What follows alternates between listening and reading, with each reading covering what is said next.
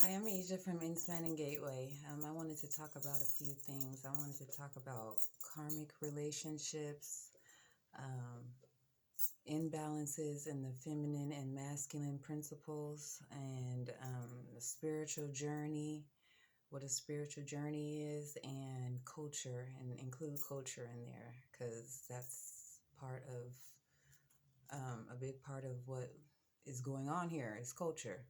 Now, karmic relationships, first we have to be able to identify these words. Okay, we know relationships, right? Because we can tell because we're in forms of relationships in many different aspects.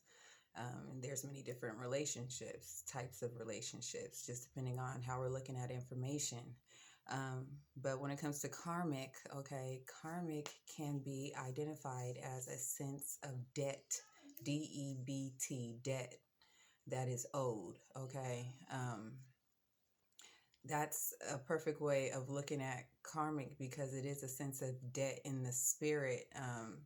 That we come, karmic is just a word to use to describe that negative aspect of relationships. It's relationships that don't necessarily have a positive outcome, right? A good outcome, because we have idea, problem, solution, conclusion. This is how we come to build. This is how things are built, is based off of planning and future development. Um, and that's definitely been stunted in so many ways. So this has a big thing to do with karmic relationship because it is a debt still, right? There's many different forms of debt. This is the idea of the monetary system's debt is based off of karmic debt, debts that's owed that hasn't been paid yet, and when it comes to life, it's about cycles that we go through. Um, in our relationships, if we're going to identify karmic to that type of relationship, because there's many different relationships, we have many different attachments, things that we are attached to. So but when we're talking about, we can be talking about people and human relationships. This is also sociology. This is how they study through the observer of the self. They call it the self. Okay, the individual is the self.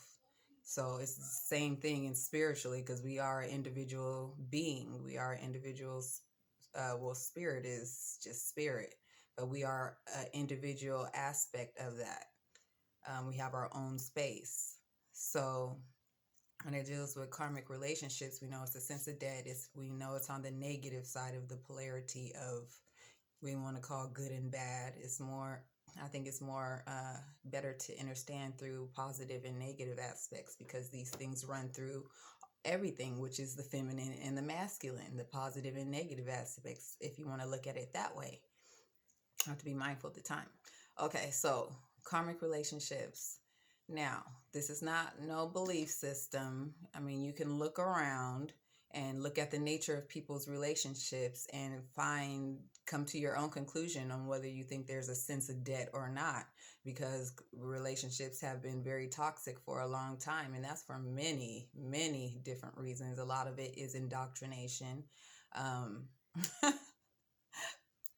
through society, through government, through religion, through the educational system, through the entertainment industry.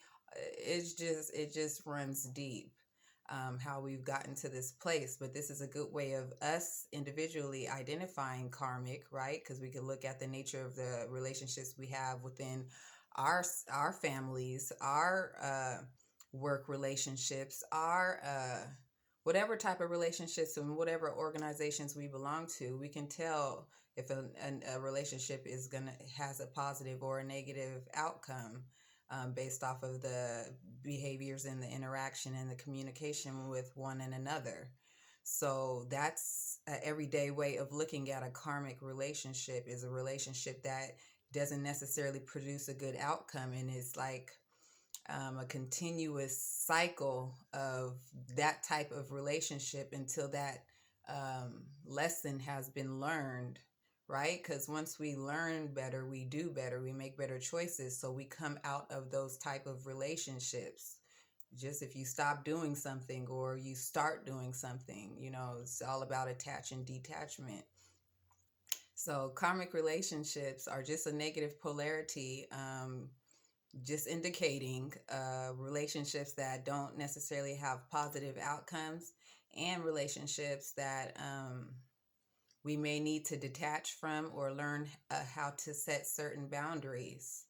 And a lot of us, because we are in certain type of belief systems, we don't know that we're in these type of relationships that are causing a lot of hurt and pain and trauma. And this is where we get curses on us, because we're not healing these aspects of us, especially if we're keep going through the same type of cycles, attracting the same type of people, you know, situations or whatever.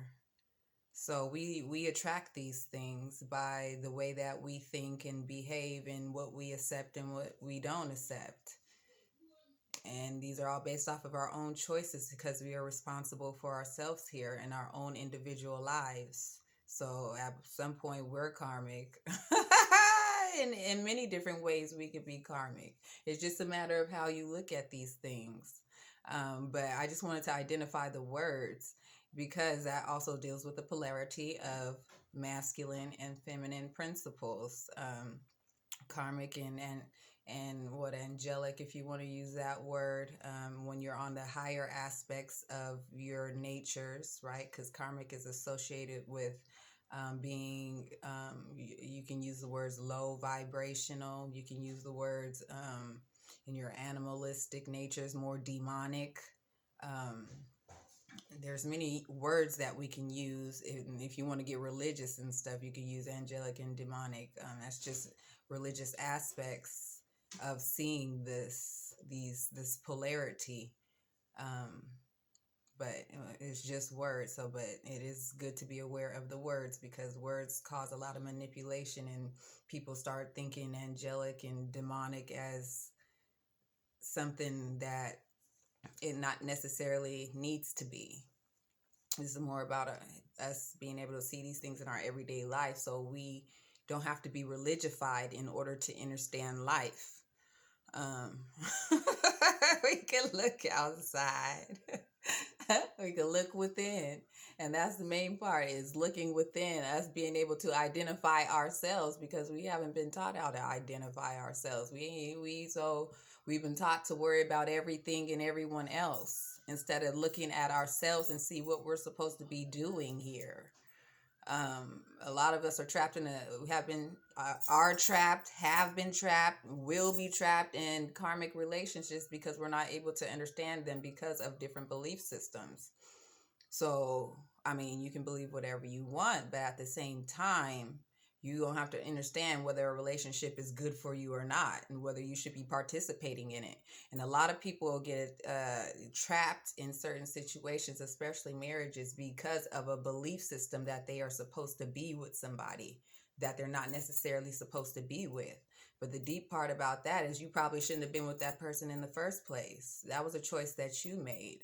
And most people just jump into relationships because of certain things, and a lot of things are artificial, so people aren't their real selves. And everybody you know wants to be the best version of themselves, but a lot of times that's not necessarily the best thing to do when we want to get into relationships, and what we're even getting into relationships for in the first place. See, we don't acknowledge these things before we do them, because a lot of us, um, most of us, before we come into understanding that, we jump into things without necessarily knowing what's going on, and what we're doing, because it causes us to experience certain things, um, create our own experiences that happen to us based off of the actions and the decisions that we make. So it's important to understand relationships, because if somebody's getting into a relationship, thinking about marriage, and the other one is just thinking about sex, then that's not going to be the best relationship for you to get into. You would want to have somebody with the same intentions. And a lot of times we don't know what we want, so we end up in karmic cycles until we figure out what it is that we actually want. That's about knowing ourself, know thyself, know what you want, know what's best for you. But if you're not your authentic self, then you're gonna run into problems with not getting the authentic partner that you're looking for or whatever. People are doing whatever these days. But I'm just saying, if we're going to have any sense of solving problems, because we know it's not like there's not solutions. We don't have to wait for Jesus. A big part of it is us understanding who we are in the first place. And then we will start to build our lives accordingly. But if we don't know what's going on, then we're it's a sense of being blind, going through life blind. And this has a big thing with the spiritual journey, because your spiritual journey is your own individual path. It's not nothing, no belief system. If you believe that you're a spirit, or if you know that you're a spirit, or if you know that you're a being, you know you're an individual self, you know you are an individual, then you have your own life path. Just period. Now, whose path you on? I don't know. That's the point of knowing thyself, is knowing whose path you're taking, what your purpose is, what your karma is, what cycles are you trying to repeat, because we are ascending. We Time is moving whether we like it or not. That's something that we don't necessarily have control over. We don't have control over the times. We move as everything else does. We can't go back. It's always forward. And depending on where a lot of us get stuck in certain situations, especially because of karmic relationships. Um, and that can be anybody. Anybody could be here to teach us a lesson. Kids, mothers, significant others, anybody. We're supposed to be learning how to have relationships, not continue on in broken ones and then wonder why we're in total destruction. And keep on doing the same shit, marching and praying and going to church, but not solving no real problems. That's because we don't know how to identify what the real problems is. The main thing is spiritual. Shit runs deep, and it's frustrating because there's a lot of spiritual manipulation based off of us not being able to identify and recognize actual life, because life will teach you virtues and principles as long as you know how the universe works. I mean, you don't need you don't need to go to church to understand these things. If we were to bring up church in past events, church was a place for community organization. It's where they got together to get shit handled. Was church in the community for the people, for the people. So people, like, you don't have to be a part of an organization in order to believe in God or whatever you choose to believe in. But church definitely serves its purpose, and its purpose is very lucrative. The whole church industry, and we talking about all the way to the top, because they run governments. they deal with the spirit first. Hello.